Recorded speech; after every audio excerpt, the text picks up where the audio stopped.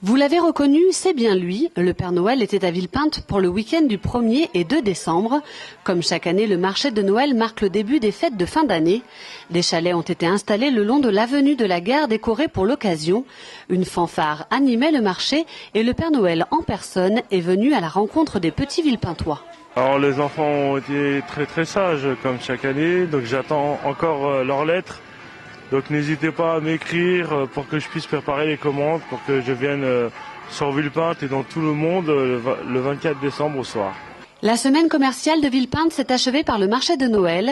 Pendant cette semaine, de nombreuses boutiques de l'avenue de la Gare se sont rassemblées autour de jeux, d'animations et d'offres promotionnelles.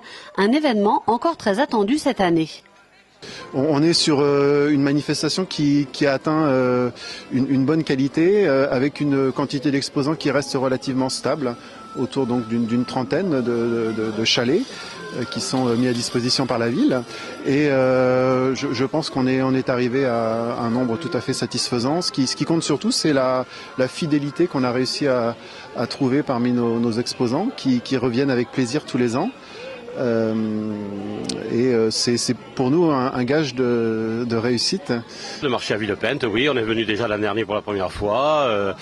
Ça a été un bon marché, on a été très bien accueillis. C'est une sortie avec les enfants, ça fait toujours plaisir. On revient tous les ans, c'est vrai que c'est une ambiance très sympa.